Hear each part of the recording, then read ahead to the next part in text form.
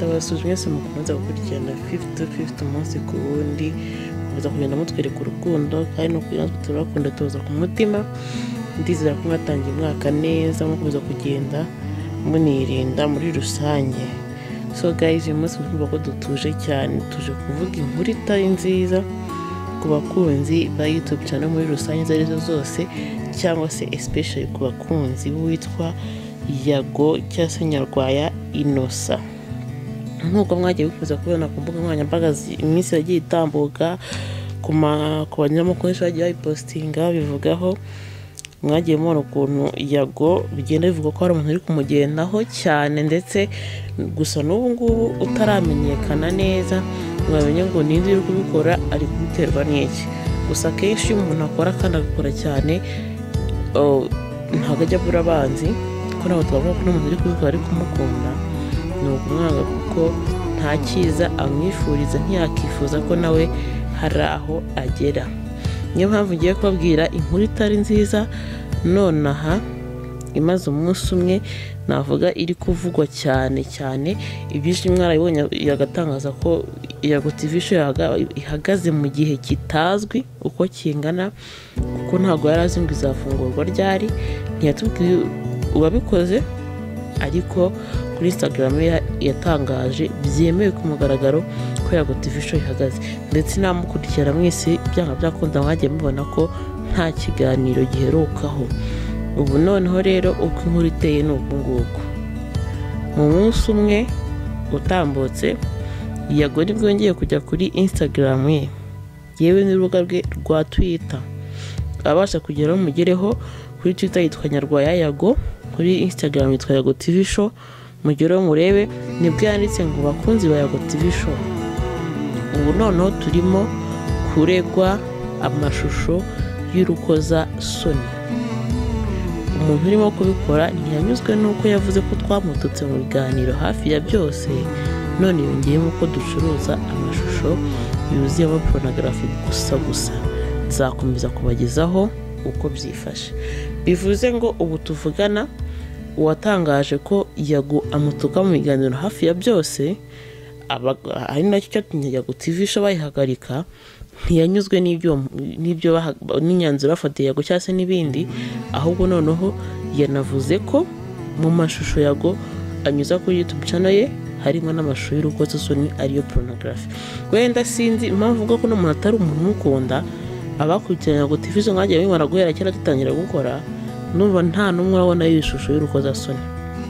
Ntekereza ko uwamureze ubu ngubu ashobora kuba icyo ashaka kigezeho, nubwo urugamba rutarangiye, ariko right now twavuga ko yakigezeho, kuko amashusho yose yo kuri Yago TV show yakuweho. Bivuze ko hari icyaha kiri kugenzura niba kuko Yago yarakoze ibyo bintu. Umwanzuro nyirizina nturafite ngo banamenye ngo ninde wabikoze, kuko nawe harashobora kuba kiri mu rujijo atazi ngo ninde wabikoze. Gusa ntiyaberwa nuko wenda adashaka guteranya abantu muri rusange, ariko ikigaragara cyo nuko imyanzuro amaze kumufatirwa.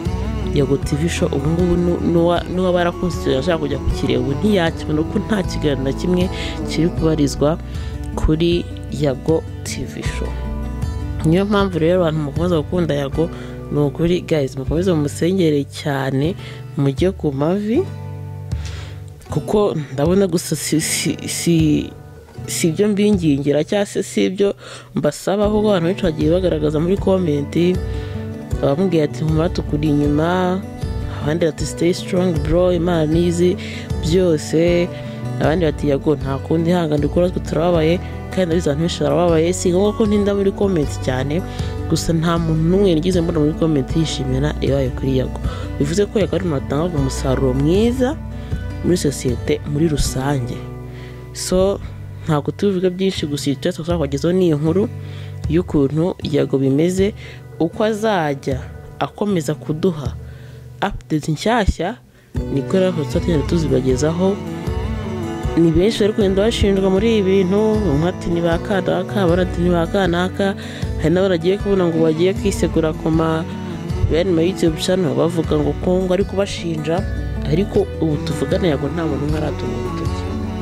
tubyumve neza, nta muntu yagutora ati ngo ni kanaka, ahubwo wenda baba bafite ikintu bari kwikeka umuntu atamenya icyo ari cyo. Gusa ikigaragara cyo nta muntu wishimiye ibiri kuba kuri Yago, kandi burya Imana ireba ukuri, ikareba n'uburyo abantu bafata muri sosiyete rusange.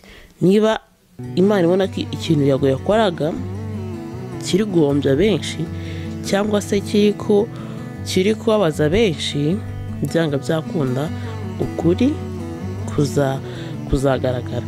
Si n'ibyo gusa, ubundi umuntu yakoreye umugisha, ibyo yakoze bigenda bimugaruka, akaba ari byo yitunga.